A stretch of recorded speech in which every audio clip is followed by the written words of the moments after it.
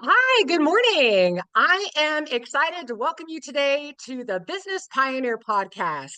I'm your host, Erika Montgomery, founder and CEO of Three Girls Media Inc. We are an award-winning digital marketing agency. Today, I'm excited to introduce a guest who defines what it means to blaze new trails. Brian Siedel, who's the founder of Carolina Custom Threads and author of the children's book, Captain Henry and the Planet's Guard, which debuted just a few months ago on November 7th. Brian's journey took him from producing hit TV shows that you probably have heard of, like Judge Judy and Flipping 101 and Chelsea Lately, to launching a full service custom apparel and uniform manufacturing company, and even writing a book. So, we're going to dive into what inspired his career shift, the lessons he's carried from entertainment to entrepreneurship, his book, Captain Henry and the Planet's Guard, and of course, what sets Carolina Custom Threads apart. So get ready for an incredible conversation with a true creative and business pioneer. Brian, welcome to the show. Wow, it's good to be here. Blaze new trails. That having that in intro, I love it. It's a great way to start off. So thank you for that amazing intro. I really appreciate it. Absolutely. So tell me a little bit about Carolina Custom Threads and what it is you do.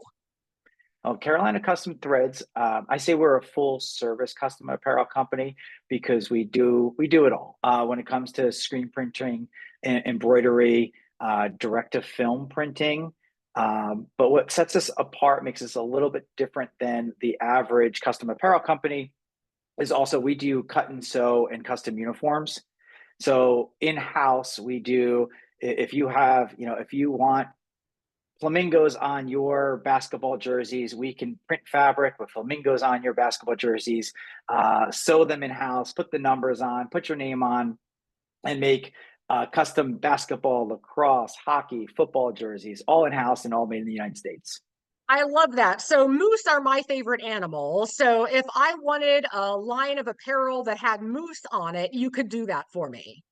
If you want a sports unit, well, if you wanted sports uniforms with moose on Okay. it, we would put moose on it. Yes. All right. I love it. The Rainier Moose. Sounds good to me. Rainier is the city where I live. So I love that for the name of a sports team here. Sounds fantastic. And how did you get into sports apparel? Because obviously, in your intro, that is not the background you came from. You've got this amazing broadcasting background and you've worked on some really, really famous TV shows. So, how in the world did you get to, from working with shows like Judge Judy and Chelsea Lately to doing custom apparel? Well, when about 20 something years ago, when I graduated from college, I was always creative. I always, from the time I was young, I like to tell stories, and I knew I wanted to be in something that I could use my creativity. At one point, I thought it was going to be advertising. And then, I mean, where it really started, I was a bartender, and a conversation with a drummer that was in a band at the bar mentioned he had a friend on a new talk show that was filming in New York, which is the Queen Latifah show. It was Mm. the first time she did that show. And he was able to get me a job as a production assistant, which, if you don't know what a production assistant is, it's basically like the starting position where you're at the time getting coffee, just learning all of the different things that happen on a talk show. And I worked on the Queen Latifah show for about a year and loved it. Made a lot of great connections, but always had this drive. I always wanted to go cross country and explore the country. And before I got into a career, I was like, I'm going to do that. So I packed up my car at the end of that year and I drove to LA and made a lot of stops along the way and got it to LA. And I was like, I want to stay here for a little bit. It's sunny. It's everything, I saw in the movies. It's sunny and beautiful and, it never rains. And so I called some friends that I worked with in New York, and they landed me a job as a production assistant again on Judge Judy, which then went from a production assistant on Judge Judy to a 20 something year career of doing a lot of different talk shows and reality shows. Um, the talk show world and the reality show world sort of blend together. A lot of people, like, they look at TV and they're like, oh, it's all the same thing, but there's definitely different circles of people that are in the scripted world, if it's TV or movies, and then there's a lot of like bleed over between like producers and directors and camera guys that work in reality as well as talk. So it allowed me to be creative. I loved it. Got to travel around a lot. Worked on a dating show called Eliminate for a while, where every 2 weeks I was in another city doing that show. And then the last like 10 years of my career, I did primarily HGTV and Magnolia shows. Uh, they were great shows because they were processed, and you get to watch like this whole house getting built, and you get to spend a lot of time with the talent. But that took me all around the world too. I was subject to wherever the hosts were. That's where I wound up being. And as time went on, I got married. We had 2 kids, and TV was no longer checking all the boxes. I wasn't being the dad that I wanted to be because I couldn't be home because I was on the road, for Sure. whatever, a few weeks at a time. So the last show that I did, it was called Artfully Designed, and it was in Charlotte, North Carolina. It followed a home designer and two artists. Some of the most wonderful people that shout out to them, Natalie, Frankie, and Rachel, three of the most wonderful people I ever met and worked with. But I also fell in love with Charlotte, and me and my wife, we talked and wanted to make a change. So we decided to move. This was a little over a year ago out to Charlotte and make a change. And that was scary. It was, I was doing something for 20 something years, started as a production assistant, ended as an executive producer, which in the reality world is basically when you're looking at shows, is about as high as you can get. You're then, running shows. So I knew I was going to do something different. I didn't know what that was. But we knew we wanted to make a change that would better give our kids a better place to grow up, as well as allow me to be home more often and more part of the family. So wound up in Charlotte, and I looked at a few different things. Actually, one I dabbled in a little bit, which was digital marketing, which I know you're very familiar with. And then it was a conversation. My sister and brother-in-law have a very successful custom apparel and sports uniform business called Dynasty Custom. And we talked about what they did and how they can continue to expand. And it was one conversation that led to another conversation that led to the idea of starting our own business, my wife's business in Charlotte. And that's what started Carolina Custom Threads, and got me from a production assistant on Judge Judy to running my own business in Charlotte. Yeah, I can really resonate with that story because we were talking before we started recording that we've got a very similar background in broadcasting, and I needed a life change as well, which is what got me into digital marketing. So I appreciate taking the leap after a 20-year career of doing something and going out on a limb and doing something different. And now that you've been doing this for a year and creating custom apparel, how's it going for you? How has the journey been over the last 12 months? A roller coaster. A lot of self discovery, a lot of fear, a lot of like victories, and a lot of me, a lot of trying to figure out the puzzle. And I think that I was able to utilize a lot of skills. And I think before we started recording, we were talking. A friend of mine recently wrote an article about you never really starting over, because I think a lot of people now are having to change careers. But we have 20 years of experience, and working in TV, I learned how to talk to just about anybody, and I learned that I could go from city to city and set up a production, which is like setting up a small little business. I had to figure out, where we're getting our gear from, where we're ordering lunch from. I got to hire people locally. There was all these skills that I had that at first I didn't realize. It seemed so daunting. Like, oh, I'm going to start my own business. I have no idea how to do this. I never did this before. How am I going to do it? And I took a step back and I looked like, oh no, I did all of these things. It might not have been exactly, you know, you know, selling custom apparel, but I did that in a different way. And I just had to utilize those skills and then try to put the puzzle together, figure out what worked.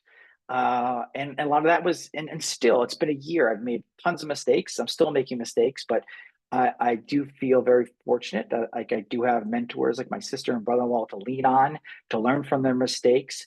And I try to celebrate as much as there's roadblocks. I try to celebrate the small wins.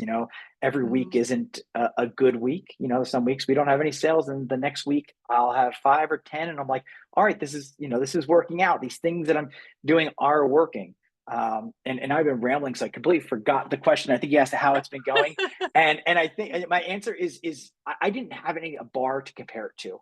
Mhm. There wasn't like, oh, this is what a first year should be.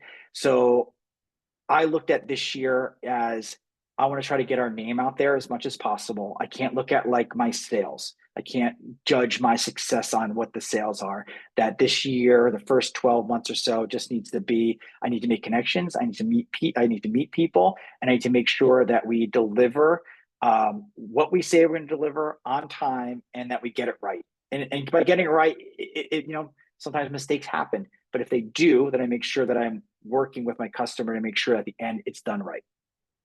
Sure. Yeah. And that makes perfect sense. And in terms of, making mistakes, rest assured, after doing this for 20 years, I'm still making mistakes and I'm sure we'll continue to make mistakes. But, the way I look at it is it's about how you learn from those mistakes and just picking yourself up, dusting yourself off, seeing what you can take from whatever the mistake was, learning from it, and then moving on. And that's how you grow, right? And I think some of the biggest mistakes that I've made turned into the biggest successes because I figured out how to learn from them. And so always keep that in mind, even though you may feel like you're making a lot of mistakes, it's how you'll learn from them that will help you continue to grow out over the next not only 12 months, but hopefully many, many more beyond that. Can I ask you, like, I'm sure you work with a lot of like new businesses, people that are, just starting out. Like, is there, and I'm sure there's many, but is there one that you can share, one mistake that you see a lot of like new businesses make when it comes to marketing? Yeah, not marketing. I think that, or putting all of their eggs in one basket. I Mhm. think that that's a huge mistake. Is that either new businesses will open their doors and just expect the business to come, which usually does not happen, or unless you're like a fast food restaurant or something like that, and on a street corner where people can see you, and it's like, oh look, a new business, let's go get a burger today. But that's not most new businesses. Or the other thing, like I said, is putting all of your marketing eggs in one basket and thinking, oh, I'm just going to post on Facebook and that's all I'm going to do. And that's going to be my marketing. Really, in 2025, it's all about omni channel marketing. You've got to be doing different kinds of marketing, multiple different ways in order to be successful for your business. And there are a lot of different ways that you can market your business, but you've got to get out there and do it in a bunch of different ways. Social media is one, advertising is another, networking is another. There's all kinds of different ways to go. Podcasting is another way to go. Obviously, you're on my podcast, which is great publicity. Um, but omni-channel marketing and doing several different things to get yourself out there is really key. Yeah, because it gets done. I mean, it is like especially when you're a small business and you probably don't have, other people that are working with you or for you. And, when you start adding up all right, I'm going to post on Facebook, I'm going to post on Instagram, I'm going to do something on Twitter, I want to do something here. I want to, I realized cold calls. That was one thing I learned at the beginning. So I was like, oh, I can talk to people. I can talk to anybody. I'm just going to call people. Well, it doesn't work anymore. No one answers their calls. Right. Even email blasts, like for me, like I've had the most success this year by far has been networking. Just going Mhm. networking events, getting in front of people.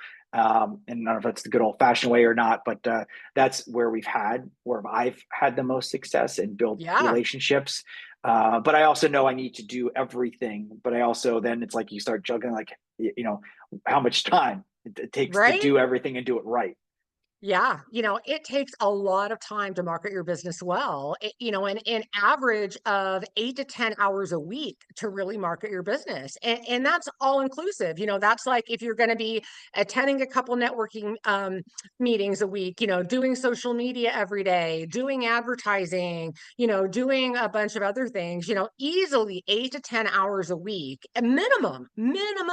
So that's a dedicated 2 hours a day for Yeah. marketing. And that's minimum. So it is not a part-time proposition to really grow your business, but it's well worth it if you can really figure it out and get it done, or hire an agency. Three Girls Media, we work with companies all the way from solopreneurs that are, paying us maybe $300 a month, all the way up to really large companies that are paying us thousands a month, and everything in between. So, there are marketing agencies out there that will work with very small companies on very limited budgets like ours, that, can take some of that off of your shoulders. And so that's another recommendation I have, is outsource what you're not good at. Maybe advertising isn't your forte, so outsource your advertising, or maybe social media is not where you want to be spending your time. You're better off doing targeted emailing or spending it with another networking group. So, have a company like mine do your social media or something like that, where you can do a hybrid approach and, focus on the marketing things that you're really good at, but outsource the stuff that you don't want to deal with. Yeah, no, 100% agree, because it Yeah. is what I've and I went into this year and I'm trying to schedule, like, 'cause last year I was kind of just like, all right, today I'm going to do this, and all of a sudden you could get down a rabbit hole of, like, trying to work on Canva and work on a post, and the next thing you know, 3 hours are gone. You're like, all right, am I getting return from this Facebook post that I spent 3 hours creating?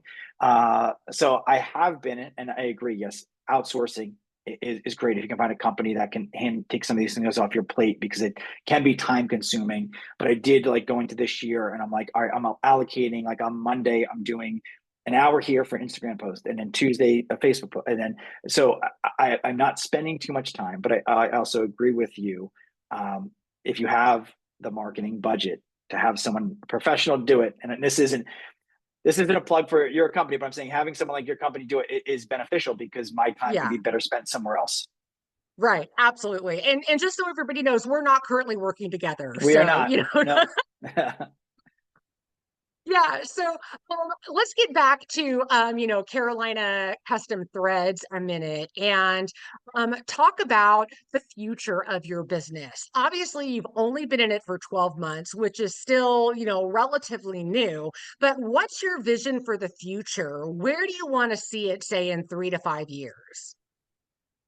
Good question, and that's the thought that, like, actually got me into this business. And when I saw my sister and brother-in-law's business, and they've been at it for 30 years, and are very successful and do a great job, and we just saw room for a lot of growth in what they're doing. And some of that was with having smaller businesses or affiliates regionally. Hmm. So our goal, our 5-year goal, is, after we establish, like, all right, what does it take for someone like myself to get you know a local business started, grow it to a point where I'm making a living for my family doing it, and then how can we scale that and offer that to other people? So if Mm. somebody was in Virginia and they wanted their business, and where we would fulfill their orders, but they can start up their own business, have some ownership of that. And I'm seeing, we're kind of living through the alpha test or beta test, or whatever you want to call it, what that takes. So Mhm. our 5-year plan is to expand what I'm already doing here into other cities as well. I love that. Yeah, I love that you've already got a vision for growth, and the fact that you're a new business but are still thinking to the future is absolutely wonderful. And what would you say, is going on in the custom apparel industry as a whole? Have there been interesting new trends or developments over the last year that you've seen? 100%. And I can speak from it too, of watching my family do it for like 20 something years. And I think the one thing that I've seen changed quite a bit is, people used to screen print. Everything was screen printed. Mm. And I'm sure, if you don't know, I'm sure you know what screen printing is. But basically, there's screens that are made, and depending on how many colors that you have, if you have a T-shirt and you have a logo that has 3 colors, you may need 3 or 4 screens for that logo. Because if it's a dark color shirt, a lot of people don't know, you need to put a white base underneath it. So when the color goes on, so you'd see that machine, it almost looks like an octopus a little bit, right? It's got all these like arms, and each arm would have a screen on it, and it'd go through that process. And I don't know how long ago it started, but I've seen over even this past year a new technology, which is called direct-to-film printing. And it's been around for a while, but they can constantly tweak it. Direct-to-film printing is basically they have um, a printer. I don't want to say they're large because some of them are small, but a printer that can print that ink onto a film that then gets heat pressed onto a garment. Now it's been around for a while, but I've even watched in this last year the different machineries and how improved that the heat pressing a direct-to-film logo looks on a garment. Because I'll say a few years ago, like you might get a direct-to-film logo printed, and it might not have the same quality. And this is just my opinion.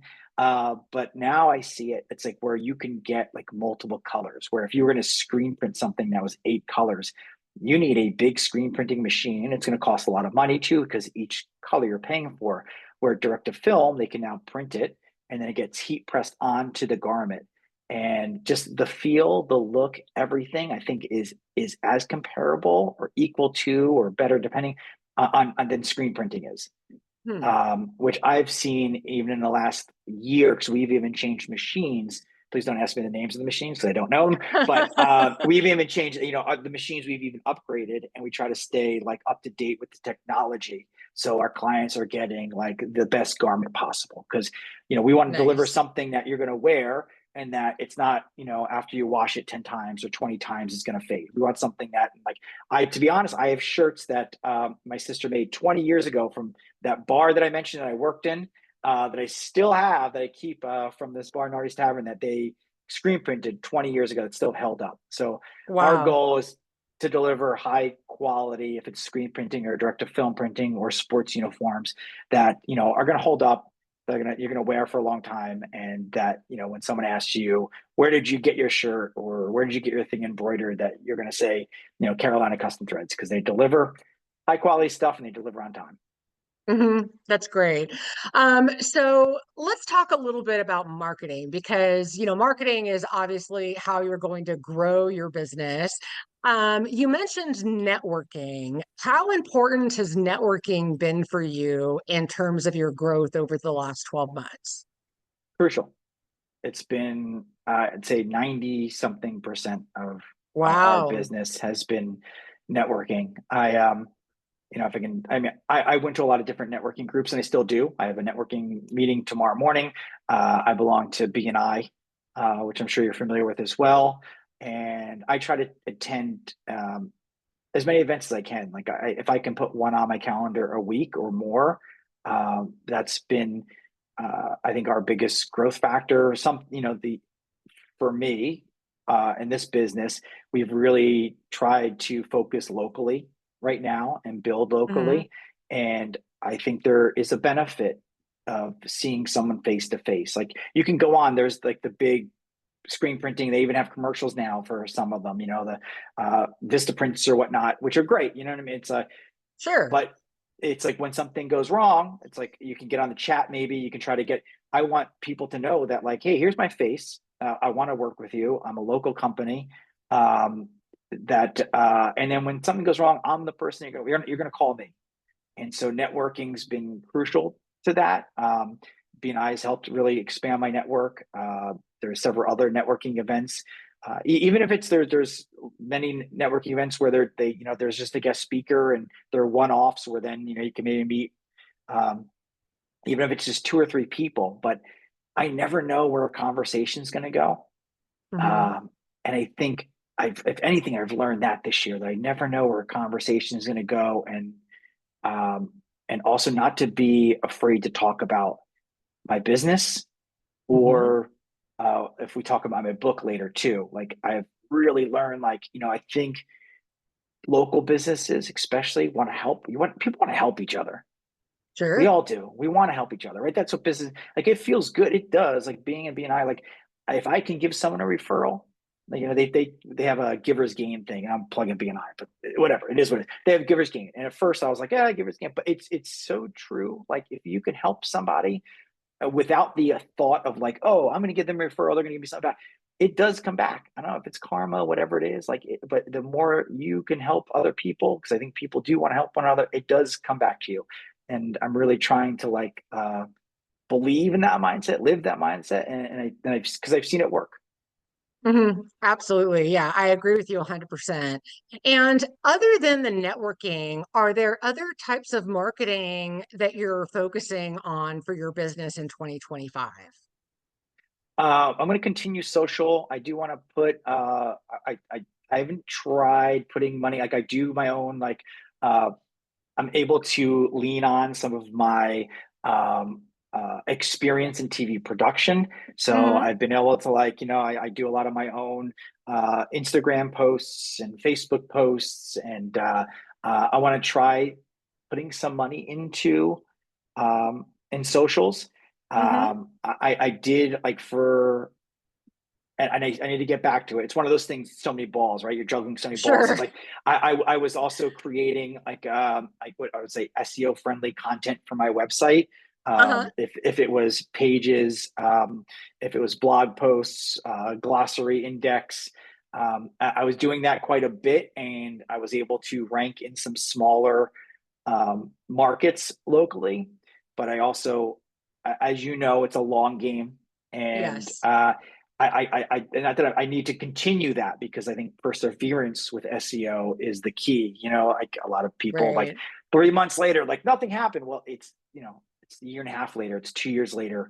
So I know it's a long Exactly. game, and I started doing that like out of the gate. I was doing a lot of articles and blogs and whatnot, but I've kind of stepped back from that just for time, because that is a little more time Hmm. consuming. I was using, and if I'm plugging too many sites, let me know. But I was using Byword, which was very helpful in Hmm. creating some of that SEO content. Um, but like I was saying earlier, I'm trying to I created a calendar of like, hey, here's what I'm going to allocate each day to doing these things, so I don't go down a 3 hour rabbit hole of like, oh, well, maybe I could tweak this or tweak that. It's like each day's got like one thing that I'm going to do as far as like socials, if that's Hmm. SEO or my Instagram, Facebook, whatnot, and just keep plugging away, knowing that it's not like it's all building up for a long game of sustaining. Yeah. And you said something that's so important that I think a lot of people overlook, which is creating a calendar. You've got a plan. It's not just like you're opening up your phone or your computer in the morning and saying, what am I going to do today? You actually have a calendar. It's a well thought out plan that you created. So you go into each day knowing what it is you're supposed to be doing. And I think that that's something that's really, really crucial that a lot of people overlook. What about an e-newsletter? Do you do email marketing? Uh, well, maybe you can give me some tips on this. So I do have we belong to Mailchimp, and Hmm. I mean, I don't know. Again, if I'm come from TV, so you can't plug stuff. So, but we have Mailchimp, and I'll just say, like, so I didn't buy lists, so I was creating my own, Hmm. and from either contacts we had, or I'd scour LinkedIn and find if it was event planners or whatever it was. I think what I learned through conversations was I I need to be more skilled than that, because it's really Mm. about like creating sequences and hitting people over and over again. Because I was doing one-offs, and I didn't have big enough lists. Even if I had like a few hundred, what I've kind of learned was that it wasn't enough. That is really a numbers game and consistency. So I did when I say I'll say I stepped back, but I will also say today was a day that I sent out a whole bunch of emails. Um, and so I wasn't having a lot of success on it, but and I think it was partly because I don't know how to do it right, and I Yeah. need You know, somebody who knows how to do it. Yeah, that's definitely an area where we could potentially help, or at least I have some advice. And setting up something like an e-newsletter in MailChimp where you send it out on a monthly basis, where you've got your monthly e-newsletter that you send out to your email database once a month. It's a great way to stay top of mind with your database, and you can add people to your database all the time that you meet through your networking or whatnot. But that way you've got like your monthly e-newsletter that goes out with an introduction, maybe focusing on a product of the month or a style of something of the month that you want to highlight, maybe with some interesting facts or trivia about printing that people may not know and might find interesting. And make it worth their while to open up your newsletter once a month. And that way, it's enough to stay top of mind. So when someone does have a printing need, they think, oh yes, I'm going to go to Carolina Custom Threads. They're the ones that send me that, e-newsletter every month, and they remember you. It's very low cost. Obviously, just the subscription to MailChimp that you have, and then a little bit of time to, build a template and then change up your template every month. So that might be something to consider. Yeah. Yeah, I think because I agree with you. I mean, we have a business where you might not need, like, so when I do like email blasts, and you might not necessarily need t-shirts, and you're not thinking about t-shirts, but it's just that one day that it's like, oh, we got to order the t-shirts, and Right. staying on top of mind is crucial. Getting like so it's I guess this, the last year I spent with my idea, and even this year it's like getting our name out there. I need, like, whenever, if you're a business or a sporting group or a team, whatnot, like when I need to be top of mind when you think of, we need uniforms or we need spirit wear or whatever, it's got to be, oh, Carolina Custom Threads has to be right there with like some of the big ones that are advertising on TV and whatnot. Absolutely. So let's change topics a little bit. I'm very curious about Captain Henry and the Planet's Guard. Tell me about this. All right. So when my son was born, I'll go back to, I was always creative. When I was a kid, I would play with like G.I. Joes and whatnot. I have stories that go on in my mind, and that led me into TV. And when my son was born, we opened up a Gmail account. And the idea was that we were going to send emails to him that was, from different parts of his life for his birthday and whatnot. And I was in between shows. Shows have seasons, and you could be down for a few months. And I had an idea to write him a story from my childhood about this rope swing that I played on growing up in Barnegat, New Jersey. And that was 10 years ago. And I really loved writing this story. And instead of just writing another story, I had this idea. It's like, well, how can I connect it to a different little story from my life? How can I write a story that had all these nuggets in some way from my childhood that maybe my kids can read later in life? And like, they're not exactly to the point, but they're just little nuggets of like the places that I ate, or a rope swing I played on, or basketball courts I played at, or the school I went to. And I really, 10 years later, I can't tell you how it transformed into this middle grade novel about 12-year-old Henry and his friends that witness an alien spaceship crash. And then they get these special powers called the Tamaga, and they have to team up with the sole surviving alien named Moshi Rock to defeat this power hungry alien named Madola. I can't tell you how that happened. All I can tell you is that I loved writing it, and I picked it up and I put it down. And what I battled with the most was I had that voice in the back of my head always saying, you're not a writer, you don't do this, you're not good enough. So for a long time, I didn't share it with anybody because I was afraid. I think a lot of us don't think things because we have that voice that says, no, you can't do it. That you're not good enough. That's for somebody else to do. And I talked with this life coach, and he has this company called Mindworks. And I will tell you, he whatever he was able to change the way, his name's Mike Basilia, and he was able to really change the way that I think. And it was just, I can't even say how we did it, but it just went from like, oh, I'm not good enough, to like, oh no, maybe, why can't I be a writer? Why can't I do these things? And it was all small steps. It was like sharing. At first I was sharing like just chapters with him and getting feedback, which, even though I would get good feedback, I was like, I don't know. I don't believe if he's whatnot. And I don't believe what he's saying. But his feedback gave me like the courage to share with my aunt, who was a columnist for the Asbury Park Press in New Jersey and a writer herself, a very good writer. And I sent her the first like 100 pages, and she called and she was like, Brian, it doesn't suck, but you need a lot of work. And just that, like my aunt saying it doesn't suck was like, this is great. And she's like, she's like, you have a really good story here.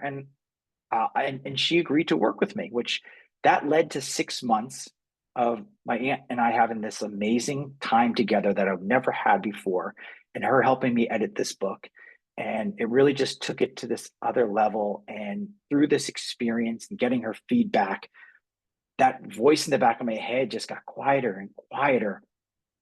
And at the end, I was really proud of the book. And I self-published on Amazon, and I advertised on my Facebook and reached out to my group, just like starting a business. And I got a lot of great feedback from like friends and family. And I started talking about it more. And then one thing led to the next thing. And the next thing I know, I published this book. And a few weeks ago, I was in Jersey, and I was meeting with fifth and sixth grade classes. And I had a book signing at a restaurant. And all these other doors opened. And now I'm going back out in February at another part of this book tour. And I don't put numbers to it, but I've sold more than I ever thought I was going to. And I'm Wow. about halfway done with the second book. So I guess it goes back to like, just starting something and believing in it. And it opens like a business. If you do that, it opens doors, and the next door opens, and you just don't know what door is going to open. So it's been. Yeah. Well, congratulations on that. That is an amazing, amazing story, and how you took something that you didn't think was anything, and now you're selling it on Amazon and you're doing book signings. That's absolutely incredible. So definitely kudos to you. And so if somebody wants to buy the book, is Amazon the easiest place to go do that? Yep, you can buy it right on Amazon. If you just search Captain Henry and the Planet's Guard. I do have a website. It's brianksiedel.com that links to Amazon. You can buy it, but if you just go search, I had some success. It's like I was on the number one list for a while, and I was in the top like 100 new kids books for I think the first month or so, which was like mind blowing to me. And I'll tell you what's been. I mean, it's been amazing, the response. I've ran into some like local kids who've read the book, and I did not even asking, but like I'll get like, hey, I've loved the book. I can't wait. When's the second one coming out? Which has been it's been surreal, and that's where I was like, oh, just starting. You know what I mean? It's obviously, I don't know if you can tell by the way I talk about it, but being creative and writing is like a real passion of mine, and it fills that creative need. Like I love the problem solving of doing the business, but I think I always need the creative side of me as well. And so I have to Hmm. manage, like, if it's just carving an hour or two in the morning to write, I think it's that balance that's what we're all here for, right? We're all here to like Yeah. pursue what we're passionate about, and like to not do it because of X, Y, and Z, or I don't know. I think you're cheating yourself with something. So I think it's important to whatever your passion is, if whatever it is, gardening, music, whatever it is, you gotta just do it. Absolutely. I couldn't agree with you more. So, when you are not working with Carolina Custom Apparel or Threads, Carolina Custom Threads, or writing books like Captain Henry and the Planet's Guard, what do you like to do for fun? How do you unwind and relax? Well, I'm spending time with the kids. I have my 10-year-old Hmm. son, 5-year-old daughter, and my wife. So I've coached my daughter's soccer this past Hmm. 2 seasons, and I got to assistant coach my son's soccer. All stuff when I was, on the road for TV, I was never able to do. So being able to do that brings me a lot of joy. I I'll say that I'm a guitar. I play guitar. I pick it up. I know some chords. And just being, a dad. My son was born when I was 38, so I waited a little bit longer. But I'm just enjoying watching them grow up and trying to soak up every minute of it, because it goes by. It It goes goes by too by. fast. It goes by so fast. And when I got married, the wedding planner gave us this advice, and she was like, oh, you got to take like schedule like 3 moments throughout the ceremony where you're going to stop and you're just going to look out and you're going to be together and you're just going to like soak in that moment. And we did that. And I was so grateful because I think moments can go, like big moments and whatever moments can go in your life. And, all of a sudden you forget like to really soak it in. And I've taken that advice to like my kids where like, if I'm out there coaching, like I'll stop and I'll just like watch my son running around and be like, oh man, I get to do this right now. I get to watch him. I get to be coach him. I get to be part of this moment. And I want to soak it in because he's 10 and when another 10 years goes by, he's 20 and, I'm no longer, anywhere near the center of his life. So I'm just trying to soak in the moments of being a dad. Good advice for sure. If somebody wants to find Carolina Custom Threads, how can they find you? Well, we have our website's carolinacustomthreads.com. It's long. I probably, if I went back, whatever, a year or so ago, I might have rethought like, maybe make it shorter because, typing that stuff into a phone gets long, but it's Carolina, just like the state, carolinacustomthreads.com. And even if you Google us, you'll find our Facebook, Instagram, YouTube channel will pop up. We tried to get our name out there on all the different socials. So when someone or Google business profile, all of it. But now I'm rambling again. But yeah, carolinacustomthreads.com. Fantastic. Any last sage words of advice for our listeners? I think I said it with the book. I really learned this past year and a half of like, if there's something that you want to do, just do it, to take a step, because I didn't know, like with the book, like once I was able to 3 years ago, I would have never sat here and told you I wrote a book or any of this, or told you I have a book with there's aliens in it. I was so worried about like, oh, well, what are people going to think? What if it's not good? And you know what? Who cares? Do it. Take a step, because then another step, and you don't know. It's like even the people that maybe you think are going to help you, maybe they aren't going to be the people to help you. It's gonna come from weird places, but you're gonna take a step and open a door, and then this other door is going to open. So if it's a business or if it's a passion, if you have the thought of doing it, take the step, do it. Great advice. Thank you so much. Brian Siedel with Carolina Custom Threads and the author of Captain Henry and the Planet's Guard. Brian, thank you so much for being our guest today. I've really enjoyed our conversation. Thank you for having me. It was awesome.